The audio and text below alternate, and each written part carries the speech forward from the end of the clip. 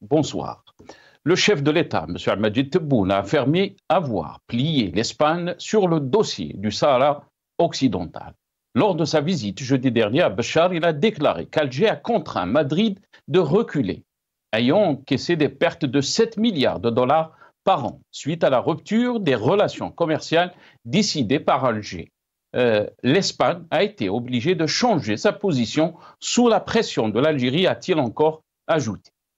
L'Espagne a commis une erreur sur cette question et elle s'est rétractée, a-t-il déclaré. Il n'aurait jamais imaginé que l'Algérie pourrait un jour les contraindre économiquement à revoir leur position, a affirmé Abdelmajid Tebboune.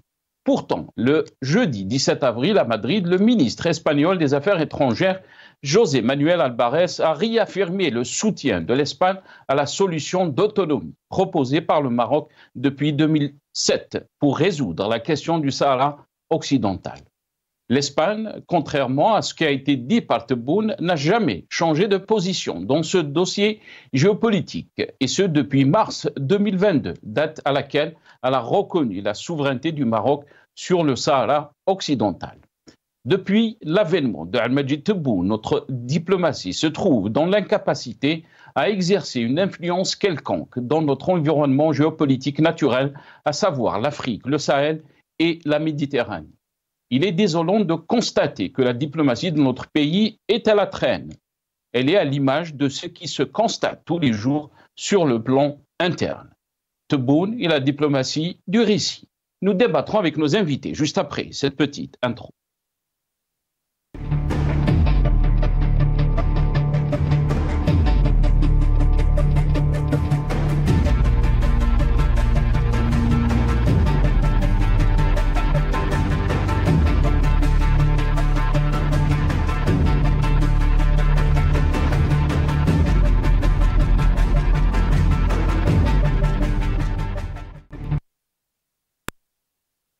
Sahara occidental, Tebboune affirme avoir contraint l'Espagne à changer de position. C'est le titre de notre émission pour ce soir. Et pour en parler, j'ai le plaisir d'accueillir dans cette émission M. Adel Khalef, consultant international en télécom, bancaire et économie. Il est avec nous depuis Londres via Skype. Adel Khalef, bonsoir. Merci beaucoup d'avoir accepté l'invitation. Marhaba bik. Bonsoir, M. Nasser. Je vous remercie pour votre invitation et je me réjouis d'être ici parmi vous. Merci beaucoup, Adel Khalef, d'avoir accepté l'invitation. Marhaba bik. Jamal Ksum aussi, M. Jamal Ksum est avec nous, président du Rassemblement des Algériens de France. Il est avec nous depuis Paris via Skype. Jamal Ksum, bonsoir. Merci beaucoup d'avoir accepté l'invitation. Marhaba bik. Adel Khalef et à l'ensemble du peuple algérien, merci pour cette invitation. Merci beaucoup, Jamal Ksum. Marhaba bik. Donc, on va revenir sur les déclarations de Abdelmajid Tebboune concernant l'Espagne et sa position vis-à-vis du Sahara occidental. D'abord, on va vous montrer cette petite vidéo, les déclarations de Abdelmajid Tebboune, qui ont été faites à Béchar pendant son déplacement. On l'écoute. اسبانيا كانت غلطت ورجعت على الغلطه تاعها وباش اليوم عمرهم ولا كانوا يظنوا ان الجزائر ترغم عليهم اقتصاديا باش يرجعوا زعما ما يديهاش فيك هضر ولا قعد يدير الشيء اللي في راسه وتطبق وتسكت. احنا اليوم لا، احنا يمشيو بالحق ولا نثوروا عليهم وصبحوا ضيعوا معنا 7 ملايير دولار سنويا ضيع عليهم تكاكاو رجعوا. Voilà, donc les déclarations de Abdelmajid Tebboune, très claires, vis-à-vis de la position de l'Espagne. Il a rappelé donc que l'Espagne a commis une erreur sur cette question. Elle s'est rétractée, a-t-il déclaré. Il n'aurait jamais imaginé que l'Algérie pourrait un jour les contraindre économiquement à revoir leur position. Et la question qui se pose, c'est que l'Espagne n'a pas changé de position, d'après le ministre des Affaires étrangères espagnol. On l'écoute. La posición de España sobre el Sáhara Occidental, como saben, está expresada en la declaración conjunta del 7 de abril de 2022 y reconoce los esfuerzos serios y creíbles de Marruecos en el marco de las Naciones Unidas para encontrar una solución mutuamente aceptable. Y, como conocen, en este sentido, España considera la iniciativa de autonomía marroquí presentada en 2007 como la base más seria, realista y creíble para resolver este diferendo. España apoya el estatuto privilegiado de las relaciones de Marruecos con la Unión Europea, que han sido enormemente beneficiosas para ambas partes y cuyo acervo debemos seguir aplicando y desarrollando. Y, por lo tanto, España desea la pronta celebración de un Consejo Unión Europea-Marruecos que dé un nuevo impulso a esta asociación estratégica que esté a la altura de lo que son nuestras relaciones bilaterales. La posición de España sobre el Sáhara. Voilà, donc le ministre des Affaires étrangères espagnol, Jean-Manuel Alvarez, qui a donc réaffirmé le soutien de l'Espagne à la solution d'autonomie proposée par le Maroc depuis 2007 pour résoudre donc la question du Sahara occidental. Pourquoi donc Ahmed Tebboune a fait ces déclarations? Est-ce que Ahmed Tebboune est au courant des choses que nous ne savons pas, nous ne connaissons pas? Qu'est-ce qui se passe alors que peut-être même le ministre des Affaires étrangères espagnol n'est pas au courant de ces détails. Adel Khalef, je vais commencer cette émission avec vous. Comment peut-on lire ces déclarations faites par Abdelmajid Tebboune? Il a dit une chose alors que le ministre des Affaires étrangères espagnol a dit autre chose. Adel Khalef. Merci. Bon, d'abord, avant d'entamer ma réponse, je tiens à saluer très respectueusement M. Jamel Kessoum, qui est un gentleman et je suis toujours très intéressé à écouter ce qu'il a à dire. Alors, par rapport à votre question, M. Nasser, ma position, bon, alors écoutez, bon, je vais prendre la chose d'abord d'un côté, on va dire, humain. Et puis, on va essayer de prendre la chose sur le côté économique.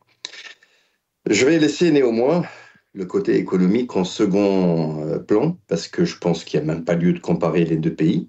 Mais ce n'est pas grave, on va commencer déjà sur l'aspect humain. Donc, le personnage, le président de la République, Abdelmajid Tebboune. Bon. Vous savez, il y a une chose qu'il faut toujours retenir, c'est très très important. Vous savez, quand un président de la République parle, les gens l'écoutent, même s'il a tort. Et même tout ce qu'il dit est faux, les gens l'écoutent.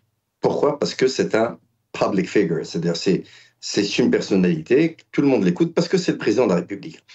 Il est capable de dire maintenant qu'il y a eu des ministres algériens qui ont construit un domaine de ski sur Jupiter. Les gens vont le croire. Bon. Mais maintenant, on va essayer de quand même remettre les pieds sur terre et laisser la constellation ailleurs. Prenons les choses telles qu'elles sont, selon votre question, selon la substance de votre question. Ces déclarations, il déclare officiellement que l'Espagne se serait rétractée par rapport à sa position sur le dossier du Sahara occidental. Bon. Si moi, en tant qu'individu, quand je dis moi, c'est-à-dire c'est dans un côté impersonnel, hein, ça peut être n'importe qui. Si n'importe quel individu entendait ces paroles, la première chose que la personne qui va écouter ces paroles va se dire « Ah ben tiens, a priori je ne suis pas au courant de quelque chose, il y a dû y avoir un événement diplomatique international, il y a dû y avoir quelque chose qui vient d'émerger. » Donc, il y a une chose sur laquelle je reste quand même moi-même, personnellement, modestement, dans mon petit coin, dans mon côté, dans mon petit corner, comme on dit, je suis un peu surpris parce que je n'arrive pas à comprendre comment que ce monsieur, le président de la République, donc monsieur Abdelmajid Tebboune, arrive à avoir la capacité extraordinaire, non seulement de dire des bêtises, mais de mentir de façon claire sur quelque chose qui est vérifiable. Parce que quand quelqu'un veut mentir, vous savez, un politique en général, c'est fait pour mentir un peu, jouer par-ci, jouer par-là, essayer de faire valser les choses. Vous vous rappelez l'excellente intervention de... D'ailleurs, je l'ai déjà énuméré sur vos ondes. Je vais parler pendant une émission avec votre collègue, j'avais parlé d'une grande phrase très connue de Charles Pasqua qui avait dit, en politique, il faut inventer un problème dans le problème, ensuite un autre problème dans le problème, ensuite un autre problème encore dans le problème, jusqu'à ce qu'il n'y ait plus personne qui puisse rien comprendre. Voilà, donc c'est ça la politique. Un politicien, c'est quoi? C'est quelqu'un qui essaie de mentir avec volupté, avec douceur, avec savoir, pour faire passer un message. Adel, vous avez dit la politique est l'art du mensonge, si on peut dire ça, mais vous avez dit aussi que cette information, avancée par Abdelmajid Tebboune, elle peut être vérifiée. C'est-à-dire, pourquoi, d'après vous, donc, Abdelmajid Tebboune a avancé donc, ces déclarations, a dit que l'Espagne a changé de position, ou elle s'est rétractée donc, par rapport à sa position concernant le dossier du Sahara occidental, alors que le ministre des Affaires étrangères espagnol a dit le contraire le 17 avril à Madrid. Pourquoi, d'après vous, Abdelmajid Tebboune avance de telles choses? Bon, moi je pense que les déclarations de M. Abdelmajid Tebboune, donc en l'occurrence le président de la République, sont basées sur deux aspects. Mais ça, c'est mon opinion. Hein. Moi, j'analyse la chose comme suite. Il y a deux aspects ici qui sont très importants. D'abord, le premier aspect qui est basé sur le concept de génération. Vous savez, M. Tebboune, c'est quelqu'un de la génération des années 70, 60. C'est quelqu'un qui a une vision en entonnoir. C'est quelqu'un qui pense toujours que le modus operandi d'un défunt Boumediene aurait fonctionné parfaitement aujourd'hui. C'est quelqu'un, voilà, donc pour faire plus simple, c'est quelqu'un qui réfléchit à la façon des années 70 et qui veut absolument appliquer ça au troisième millénaire où nous sommes à l'ère du numérique. Donc il y a un sérieux problème de sa part en ce qui concerne la compréhension des enjeux, la compréhension de la situation. Est-ce que le monsieur a l'air d'avoir une myopie? Est-ce que le monsieur a l'air d'avoir peut-être quelques difficultés de concentration, de réflexion? Je ne sais pas. Ça m'a l'air d'être un truc, ma foi, qui touche un peu le côté médical, parce que je commence à me poser certaines questions, parce que ça, c'est des déclarations, il faut quand même reconnaître, qui sont extraordinaires. Extraordinaires. Ça veut dire qu'ils font pas partie de ce qui est disponible dans le monde des mortels. Très bien. Bon, d'une part. D'autre part, il y a aussi le côté, si vous voulez, on va dire incompétence diplomatique. Vous savez, l'Espagne, c'est l'Espagne. C'est un pays membre de la communauté européenne. Les positions de l'Espagne ne sont pas uniquement propres à l'Espagne. Quand on est un membre de la communauté européenne et quand on prend une position, ça fait aussi partie du registre de la communauté européenne, de la CE, donc qui est basée au cœur de la CE, et aussi dans un échiquier diplomatique international. Cette information fait le tour du monde. Quand un Premier ministre ou un ministre des Affaires étrangères espagnol déclare la position de l'Espagne, elle est claire, elle est visible, elle est palpable. Bon, maintenant, si nous parlions de quelque chose qui n'était pas visible, qui n'était pas palpable et qui pouvait être non pas un dogme, mais quelque chose de visible, qu'on peut toucher. Parce que là, ce n'est pas un dogme, là, les choses sont claires. L'Espagne a donné sa position.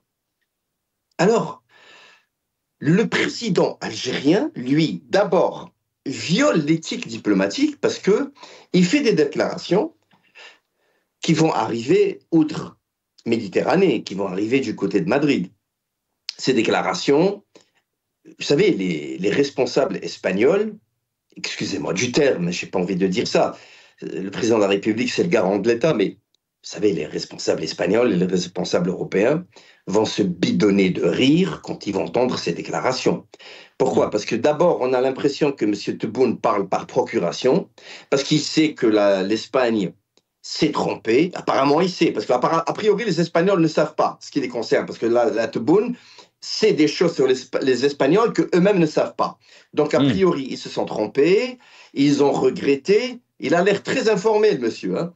Et en plus de cela, elle a reculé. Donc, aujourd'hui, la déclaration officielle d'un officiel espagnol... Vous savez, vous n'allez jamais voir un Premier ministre espagnol ou un ministre des Affaires étrangères espagnol remettre en question les déclarations d'un haut responsable algérien, puisse-t-il être président de la République ou autre Premier ministre. Il ne va jamais reprendre ces déclarations parce que chacun est souverain dans son pays. Donc, le président Tebboune arrive à mettre une contestation avérée à un fait qui est non avéré, bien au contraire, qui est confirmé complètement à l'opposé. L'Espagne a pris parti du royaume du Maroc par rapport à ce sujet-là. Mais monsieur le président de la République, Abdelmajid Tebboune, lui, non seulement il le pense, mais si ce n'était que ça, ce n'est pas grave. Il le dit, il le déclare et il insiste. Donc, sincèrement, moi, je pense qu'il va falloir commencer à se poser des questions sur l'état mental de ce monsieur. Très bien. Reste avec nous, Adel.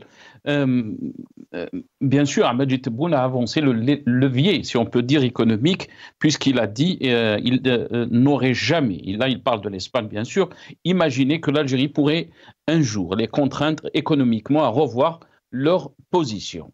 Le problème qui se pose, c'est qu'on peut vérifier des informations, mais aussi des faits qui se sont passés ces derniers jours. Et j'ai déclaré que le 17 avril à Madrid, le ministre espagnol des Affaires étrangères, José Manuel Albares, réaffirmait donc le soutien de l'Espagne par rapport à l'autonomie proposée par le Maroc pour résoudre la question du Sahara occidental.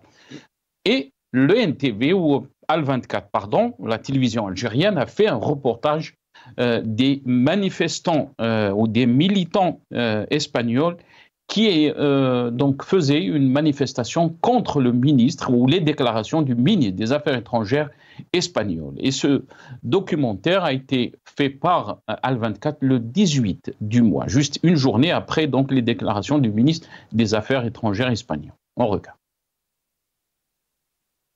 عبرت تنسيقية الجمعيات المتضامنة مع الشعب الصحراوي عن إدانتها الشديدة لتصريحات وزير الخارجية الإسباني خوسي مانويل ألباريس الداعمة للاحتلال المغربي. وشددت الجمعيات في بيان مشترك لها صدر الجمعة على أن أي مقترح لا يحترم حق الشعب الصحراوي غير القابل للتصرف في تقرير المصير والاستقلال يعتبر انتهاكا صريحا للقانون الدولي.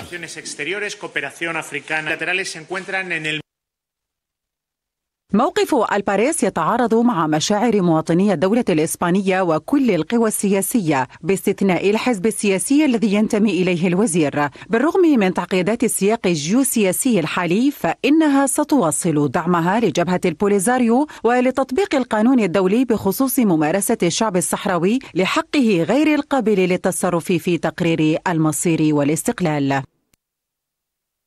عبرت تنسيقية Donc, on n'arrive pas à comprendre exactement. Le 18, ce reportage de Al24, quelques jours après, Abdelmajid Tebboune déclare que l'Espagne a commis une erreur sur cette question et elle s'est rétractée. Jamal Ghessoum, la question est à vous, bien sûr. Si vous voulez réagir par rapport à ce qui a été dit par notre ami Adel Khalef, vous avez donc la parole, mais est-ce qu'on est dans le délire? Est-ce qu'on est par rapport à la diplomatie, par rapport aux positions, par rapport aux déclarations d'Abdelmajid Tebboune? C'est une vraie cacophonie de notre diplomatie, Jamal Ghessoum, ou peut-être il y a des informations, il y a des choses que nous ne connaissions pas, que peut-être Abdelmajid Tebboune est le seul à connaître, concernant donc la position de l'Espagne. C'est Nasser, j'adore votre introduction. Vous avez la parole, mais allez. Alors moi, ce que j'aimerais dire par rapport à cette question, c'est que j'ai deux idées parce que il n'y a pas lieu, je pense, à polémiquer. Cette information donnée par le président de la République n'existe pas. Et lorsque vous m'avez invité, c'est Nasser. J'ai été vérifier l'info parce que j'étais obligé de le faire. et donc il n'y a pas de retour en arrière de l'Espagne sur ce sujet. J'aimerais là aussi revenir sur ce qu'a dit le frère Abdel Khalf. D'ailleurs, je serai demain soir à Londres. J'aimerais lui dire que, en parlant du cas, enfin du dicton de Charles Pasqua, qui est très connu et qui disait vous introduisez un problème dans un problème, jusqu'à ne plus rien y comprendre. J'aurais beaucoup aimé que ce que dit Abdel Khalf s'applique au président de la République, ce qui aurait fait preuve d'une stratégie, même pas. J'aurais préféré que ce soit une stratégie. Je me dirais au moins c'est réfléchi et c'est intellectualisé. Qu'est-ce que je peux dire par rapport à cette question? Les faits objectifs sont là.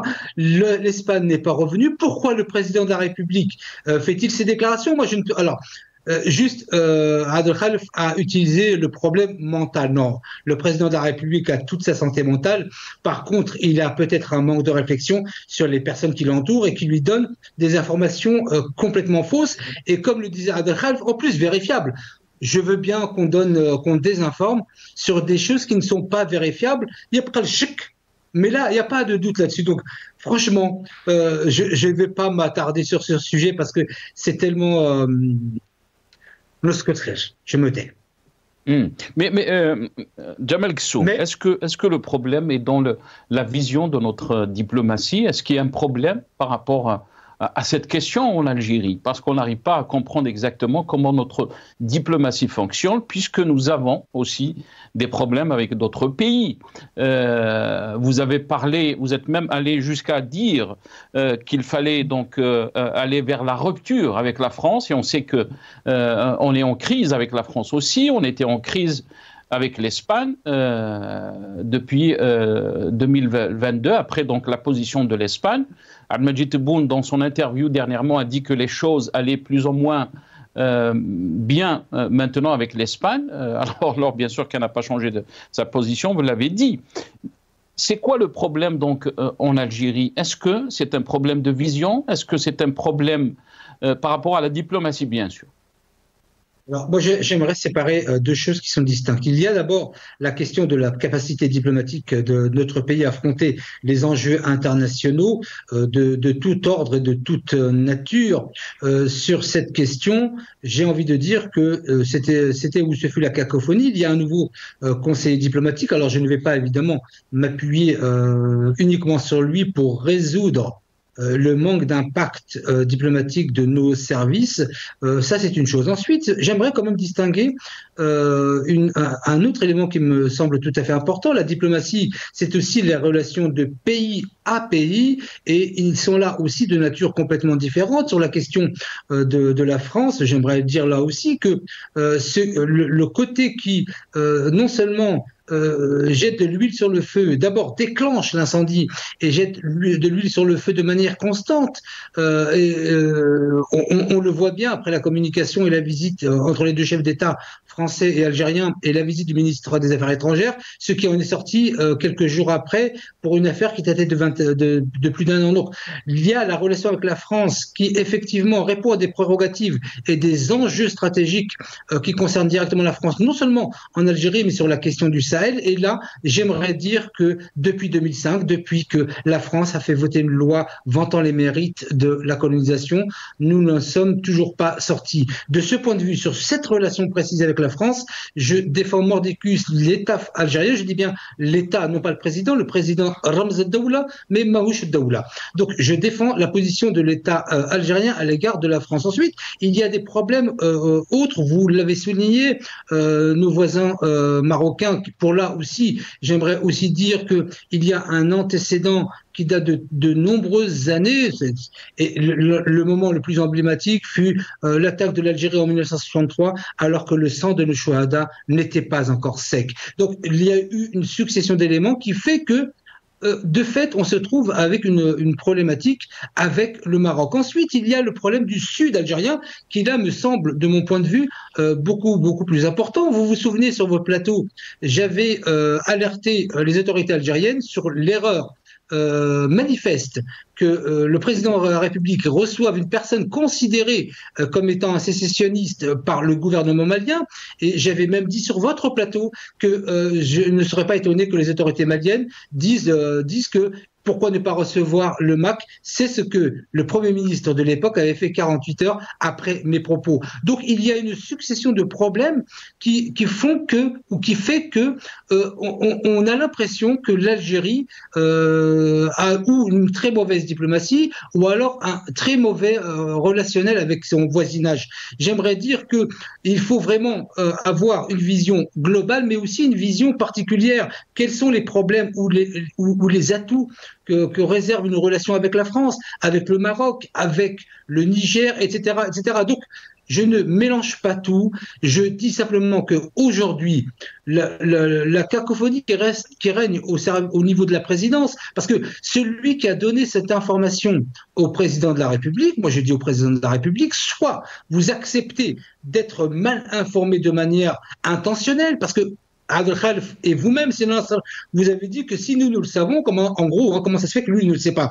Ou il prend ses dispositions et puis il relève de ses fonctions la personne qui lui a donné cette information qui le met en très mauvaise posture aujourd'hui, soit il accepte cette position et dans ces cas-là, effectivement, la question de la diplomatie algérienne dans son approche est complètement à revoir. Donc, je ne suis pas dans des extrêmes. Je dis que pour certains cas de figure, je défends les autorités et surtout l'État algérien parce que nous sommes dans un moment où je dirais que c'est pas il y a des choses qu'on ne peut pas faire, même si on a envie de les faire, on ne peut pas les faire maintenant, compte tenu des risques qu'encourt l'Algérie. Ça ne nous empêche pas de parler et d'évoquer les problèmes. Mais en tout cas, ce moment particulier que vit l'Algérie, ce doit être lors de l'union sacrée, sans pour autant se taire sur les problématiques que vous soulevez et auxquelles je réponds cordialement et amicalement. C'est qui expose l'Algérie par rapport à ces dangers dont vous venez donc de mentionner. Restez avec nous, Jamal Gessoum. D'abord, on va revenir aussi par rapport à ce qui a été dit par Abdelmadjid Tebboune pendant son déplacement à Béchar, puisqu'il a parlé que l'Algérie a déclaré que l'Algérie est enviée. On va l'écouter dans ce passage. البلاد نتاعنا اليوم احنا محسودين وكل ذي نعمة محسود. اليوم حسن التسيير وحسن التدبير نتاع إطارات الدولة خلى الجزائر ماشي تتقشف، تحسن التصرف في الأموال تاعها. Voilà, donc vous avez écouté Abdelmadjid Tebboune, Hna Mahsoudi. Désolé, nos amis de la régie, c'est Soundbite 5, donc pas 4, c'est mon erreur. On va écouter dans ce passage, donc Tebboune est envié à cause de l'aïn, de l'œil, mauvais œil, ou de l'aïn, ou on va écouter ce passage. Je suis quelqu'un de foncièrement croyant, on khaf min l'aïn. Et je pense, moi je mets les pieds dans le plat, l'aïn haq. Et je pense qu'il y a beaucoup de présidents, de chefs d'État dans le monde qui ont été jaloux de l'accueil phénoménal qu'a reçu le président Abdelmadjid Tebboune à Béchar.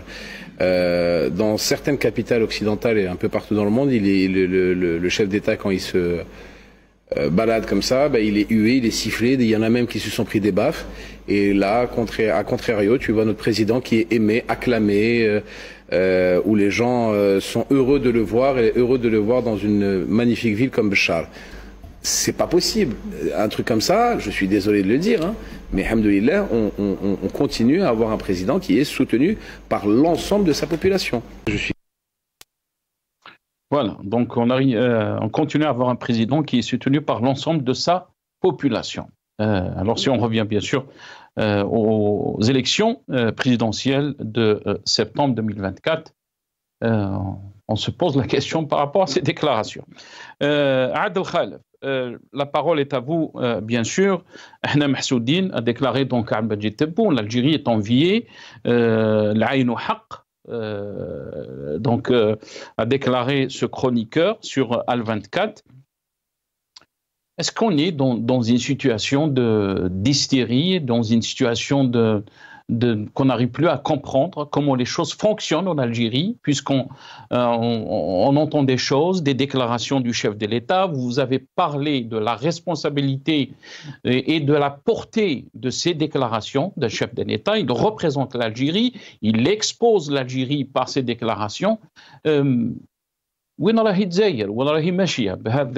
Avec cette façon de gestion, mais aussi ces médias qui appuient cette gestion et cette médiocrité qu'on est en train de connaître à Adel Khal.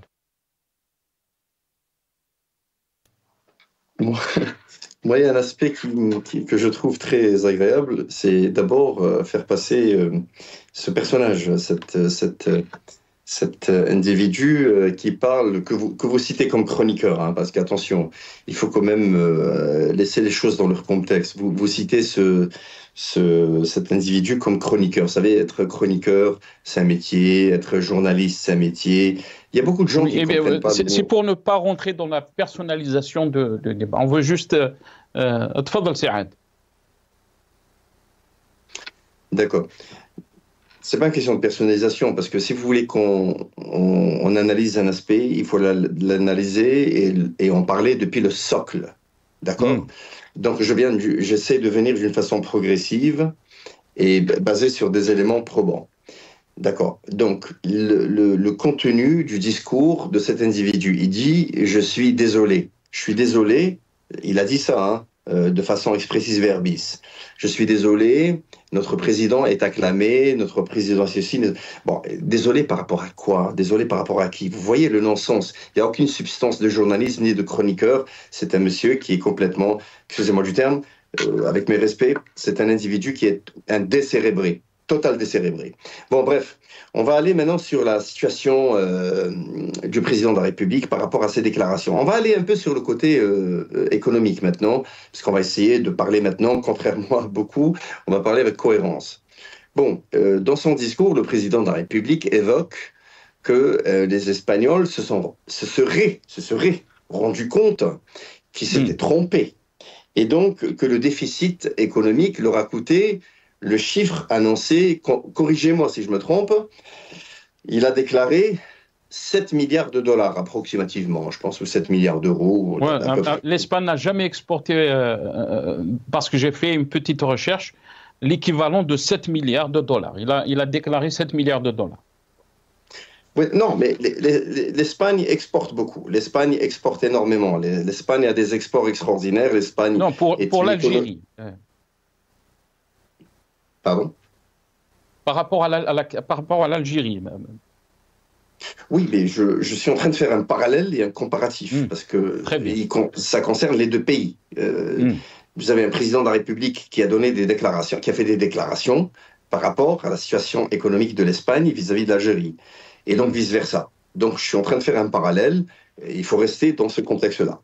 Donc l'Espagne, c'est un pays qui exporte énormément. C'est un pays qui a un PIB d'à peu près 1,5 trilliard de dollars, ça veut dire 1500 milliards de dollars. D'accord? L'Espagne ne possède pas d'hydrocarbures, ne possède pas d'énergie fossile, c'est de la pure industrie, c'est du pur export. Donc c'est un pays qui ne risque pas de se retrouver dans une crise économique, on va dire, relativement grave, car ce n'est pas un pays qui est dépendant des hydrocarbures. En Algérie, c'est un pays qui est dépendant, le PIB, bon, bien sûr, on va oublier le délirium du président de la République de 400 milliards de dollars, mais on va rester sur aujourd'hui à peu près 230-240 milliards de dollars. Vous savez que 90% c'est indexé sur les hydrocarbures, les énergies fossiles, parce que nos exports n'excèdent pas 4 milliards de dollars. D'accord? Donc, avec la situation géostratégique internationale, avec les prix des énergies fossiles qui sont en train de se casser, excusez-moi du terme, qui sont en train de se casser la gueule, qui vont chuter encore beaucoup plus par rapport à la situation de l'Ukraine et de la Russie, par rapport au projet que Trump a à résoudre avec la Chine par rapport aux tarifs, parce que ça impacte les places boursières internationales, savoir un impact un peu particulier qui va faire que les énergies fossiles vont chuté encore. Pourquoi? Parce que vous savez, Trump veut faire de Gaza l'Eldorado. Or, ce qui l'intéresse, c'est le gaz qu'il y a au large de Gaza pour redistribuer, parce qu'ils veulent plus payer autant d'argent pour transférer le gaz de schiste qui est produit aux États-Unis vers de certains pays méditerranéens. Donc, il y a un agenda qui est très particulier que, évidemment, les gens d'Algérie 24 ne comprennent pas. Ils savent même pas ce que c'est parce qu'ils ont grandi en lisant Pif et Hercule. Ils lisent toujours Pif et Hercule. Donc, aujourd'hui, nous sommes dans une situation où l'Algérie pense, enfin, M. Tebboune, désolé, parce que je retire mes propos, M. Tebboune pense que l'Espagne a des regrets, l'Espagne s'est trompée. Bon, je vais faire rappeler une chose. Dans le même cas de figure, dans la même contextualisation des choses, des faits, des événements, des mots, des paroles, de tout, autant sur le côté humain maintenant que le côté économique. Mais écoutez, vous savez, l'Espagne, sans l'Algérie, ne va pas crever de faim. L'Espagne exporte à plusieurs pays. L'Espagne a un déficit qui lui a coûté, par rapport à la crise économique avec l'Algérie, qui est exactement de 1,3 milliard de dollars. Et ça, pourquoi je fais le parallèle? Parce que c'est un chiffre qui est disponible au ministère du Commerce espagnol. Autant que c'est tout à fait possible de contrôler le problème du Sahara occidental, autant qu'il est tout à fait possible de contrôler les chiffres de l'économie espagnole indexés sur chaque pays, donc leur partenaire économique, que ce soit dans l'export ou de l'import. En l'occurrence, en Algérie, c'est de l'export, parce que croyez-moi, l'Algérie n'exporte pas grand-chose en Espagne, à part le gaz. Donc, on dirait, quand on entend M. Abdelmajid Tebboune, on a l'impression que 50 ou 60% de la consommation domestique espagnole est basée sur des produits algériens. Non, mais qu'est-ce que c'est que ce délirium dégénératif? Alors, c'est pour cela que je suis. Alors, contrairement à notre cher ami et affectueux invité, M. Jamel Gessoum, moi, je ne suis pas en train de pointer la santé mentale du président de la République, je suis en train de pointer sa capacité de contestation de l'information, sa capacité de questionner. Parce que même si ses conseillers lui donnent des informations erronées, à un moment, il faudrait qu'il soit bien interpellé. Il faudrait bien qu'il soit, pardonnez-moi, excusez-moi ma formulation, il faudrait bien qu'il soit interpellé par sa conscience, par sa logique, par sa rationalité. Quand vous avez un homme qui vient vers vous et vous dit, voilà, nous avons poussé l'Espagne à reculer sur le dossier du Sahara occidental, chose qui est interstellairement faux. Quand quelqu'un vous dit, son conseiller lui dit, l'Espagne a perdu 7 milliards de dollars avec nous alors que c'est de 1,6 milliard, alors que l'économie espagnole, j'informe vos téléspectatrices et vos téléspectateurs, l'économie espagnole est exactement 7,5 à 8 fois supérieure à l'économie algérienne en PIB. Et ce, en termes d'export, c'est-à-dire d'industrialisation locale domestique destinée à l'export international. Alors, si vous enlevez les énergies fossiles à l'Algérie, vous exportez quoi? Vous exportez peut-être des dattes, vous exportez 2-3 petits bouts. Vous exportez quoi? Vous exporterez 3-4 milliards de dollars, mais 4-5. Allez, on va faire plaisir. Allez, on va faire grand plaisir à M. Abdelmajid Tebboune. L'Algérie exporte pour 10 milliards de dollars d'export. Vous savez ce que c'est que 10 milliards de dollars d'export pour un pays qui se veut une croissance économique? Parce qu'il se veut un pays émergent. Attention, vous savez, un pays émergent, c'est quoi? C'est le Brésil. Un pays émergent, c'est quoi? C'est la Turquie. Un pays émergent, c'est quoi? C'est l'Éthiopie. L'Algérie est un pays sous-développé. L'Algérie est économiquement un pays sous-développé. Alors moi, je me pose la question. Si M. Abdelmajid Tebboune, le président de la République, n'arrive pas à filtrer l'incohérence abyssale du contenu et de la substance des éléments qui lui sont transmises, et s'il l'accepte, et de surcroît, excusez du peu, il l'exprime, ça démontre que clairement, dans sa tête, il y a quelque chose qui ne va pas. Maintenant, je vais rapidement finir sur un deuxième point. Très rapidement, Had. Ouais, ben j'essaie de faire de mon mieux, mon cher. Ouais, et vous savez qu'on a le temps larral. On a juste 50 minutes. Très rapide. Oui, ben alors écoutez, je vous dis une chose. Vous savez, ce qui démontre aussi l'incapacité diplomatique du président de la République, son incapacité, son manque dramatique d'élégance verbale vis-à-vis des partenaires internationaux en diplomatie. Le gars, il dit, le président, il dit, excusez-moi du terme, il dit Les Espagnols se sont trompés. Tel ministre a dit ça, tel ministre a tenu... Mais attendez, vous savez, quand vous parlez par procuration, ça veut dire que vous êtes en train de mettre l'Espagne sur le banc des accusés. Maintenant, le peuple espagnol, quand ils vont entendre le contenu du discours du président de la République algérienne, ils vont dire « Ah bon ? Mais on ne savait pas que notre gouvernement avait changé d'avis. » Il est capable de causer une crise sociale interne. Ce monsieur ne réalise pas quelle est la force et l'impact des mots, des paroles, et de surcroît en étant président de la République. Alors moi, je dis une chose, je finis sur ça, je vais prendre 20 secondes, chrono. Sincèrement, ça me fait très mal au cœur.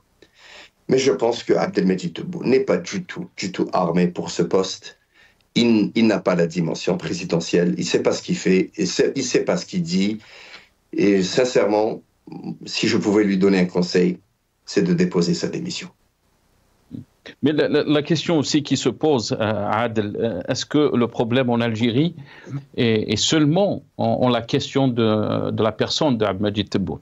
Djemal Guessou, bien sûr, les déclarations de Adel qui dit que, et de Tebboune qui dit que l'Espagne a commis une erreur, comment Abdelmejid Tebboune s'est permis de dire ça? La question est légitime, mais aussi, dans son discours, il est revenu sur la question donc de la crise avec les pays du Sahel. Il a parlé donc il a mis en garde, si on peut dire, contre l'afflux incontrôlé de travailleurs du Sahel. On va regarder juste la une du matin, le journal Matin des Aides. Voilà, donc Tebboune met en garde contre l'afflux incontrôlé de travailleurs du Sahel. On va regarder cette petite vidéo concernant donc ce dossier. لما تستقر الأمور في الساحل وراني مستعد نديرها وتكلمنا عليها على أعلى مستوى في الدولة الجزائرية أننا لازم نساعد أشقائنا. صح الجزائر مقصودة، رانا بالتقريب نعاود نوجه آلاف في اليوم، آلاف. شوفوا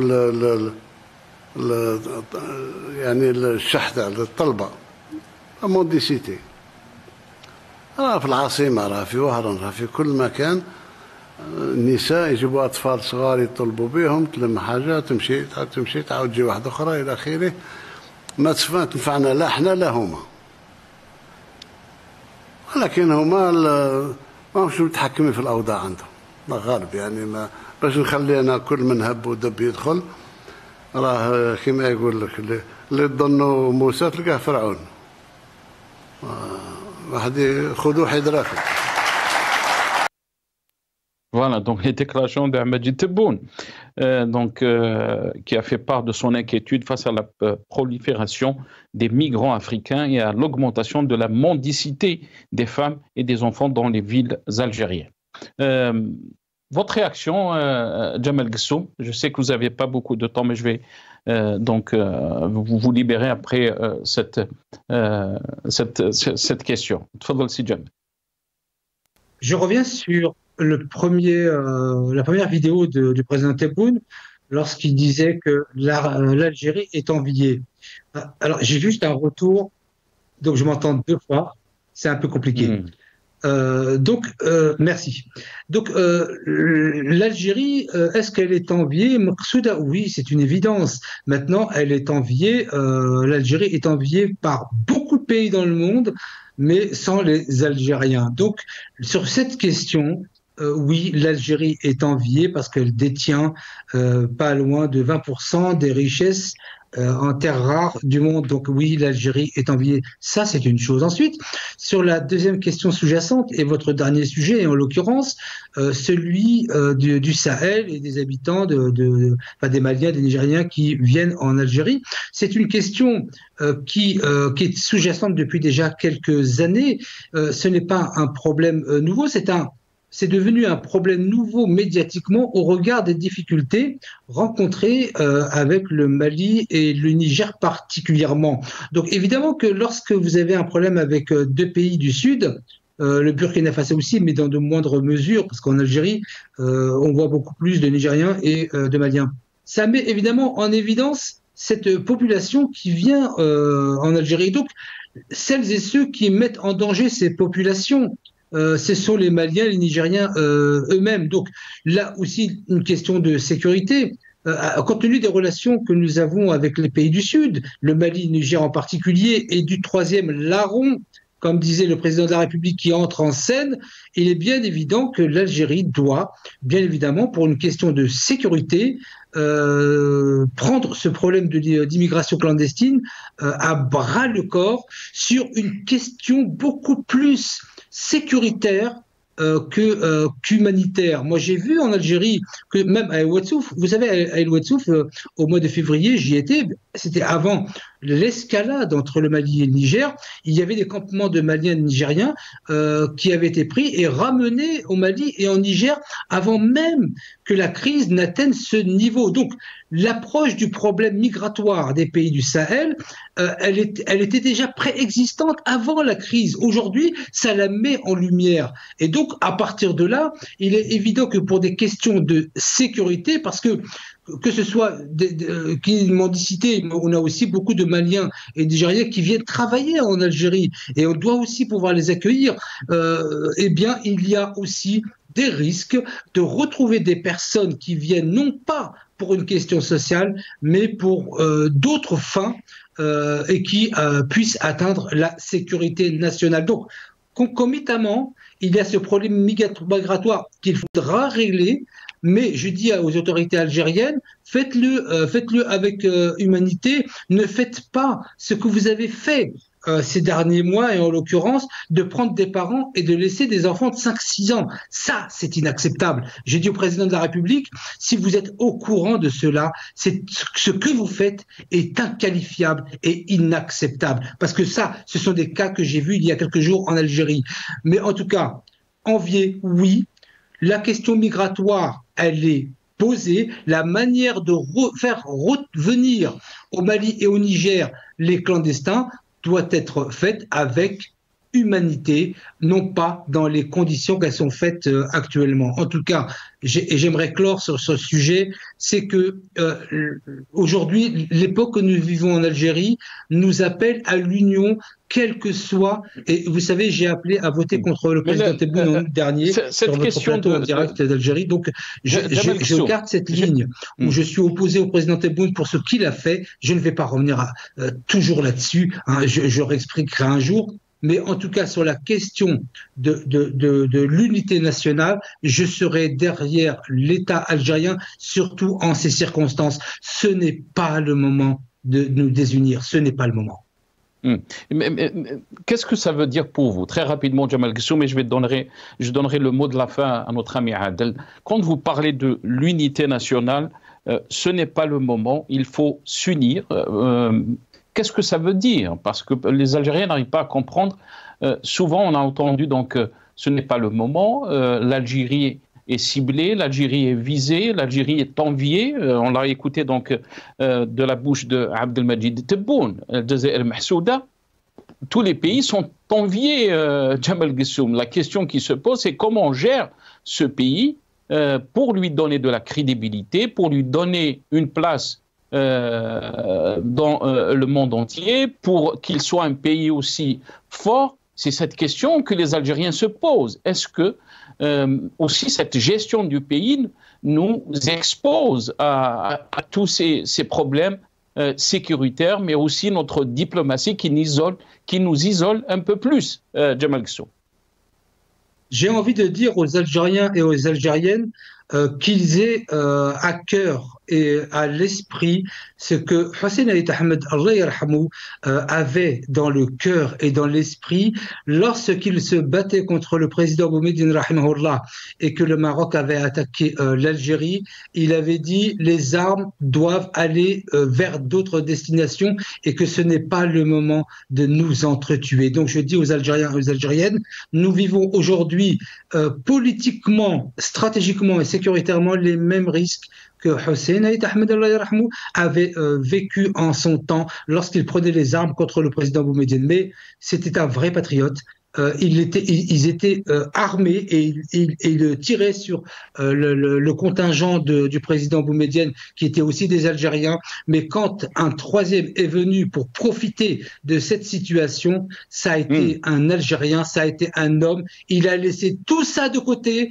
et ils se sont unis pour combattre l'ennemi du moment et l'ennemi du plus dangereux. Je dis au peuple algérien, aujourd'hui, la démocratie, la liberté d'expression, la gouvernance diplomatique, politique, c'est très très important, mais je dis que si vous êtes des vrais Algériens, vous agirez de la même manière que Hussein Ait Ahmed, dont vous parlez tous les jours. Vous en parlez, et bien faites comme lui.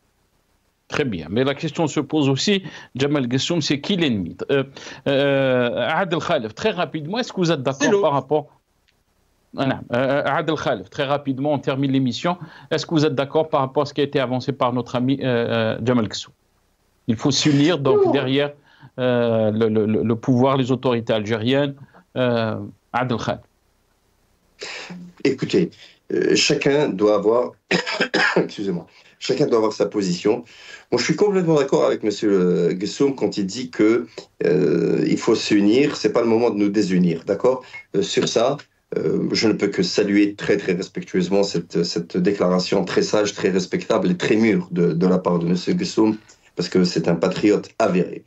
Néanmoins, en ce qui me concerne, je veux rester simplement sur la réalité des choses. Écoutez, monsieur, la vie, c'est pas un rêve.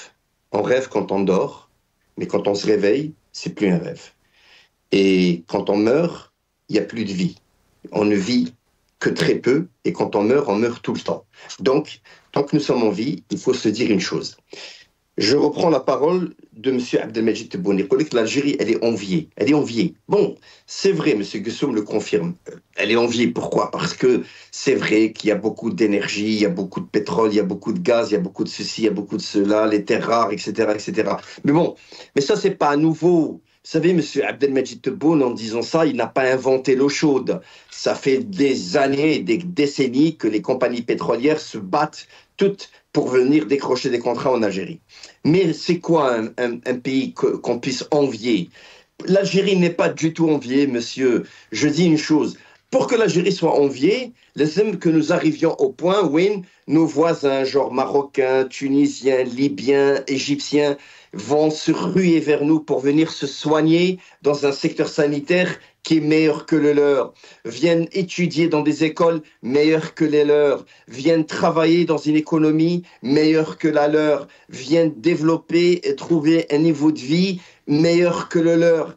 L'Algérie aujourd'hui, c'est quoi? C'est un pays où les jeunes n'ont pas d'emploi, les jeunes n'ont pas de logement, les jeunes n'ont pas d'espoir, les jeunes sont en train de mourir dans des embarcations en voulant traverser la mer pour aller rejoindre l'autre côté de la Méditerranée. C'est un pays qui est isolé sur le côté diplomatique, c'est un pays qui est en train comment dit-on, de s'attirer toutes les foudres du monde. Alors après, je vous épargne les histoires de Monsieur le Président ne part pas à Bagdad parce que c'est dangereux, ceci, toute cette propagande qui est d'un niveau bac moins 500. Écoutez, il faut qu'on arrête avec le bricolage. Il faut arrêter avec le bricolage. Aujourd'hui, l'Algérie a besoin de rjal. Les gens qui réfléchissent, les gens qui ont de la matière grise, les gens qui ont de la vision. Et aujourd'hui, l'Algérie est démunie de cela et il faut que le président Abdelmajid Tebboune se réveille de façon définitive pour essayer de sauver les meubles. Parce qu'attention, il ne peut plus rien faire. Il a commis tellement d'erreurs que c'est irréparable. Il faudrait un changement radical. Il faudrait qu'il y ait un nouveau jeune président qui a une vision. Le pays a besoin d'un changement radical. Merci beaucoup Adel, j'ai beaucoup aimé donc Bac moins 500. Adel Khalef, consultant donc en télécom, bancaire et économie, merci à vous. Merci à Jamal Gessoum, président des Rassemblements des Algériens de France. Vous étiez avec nous depuis Paris. Merci à vous chers téléspectateurs.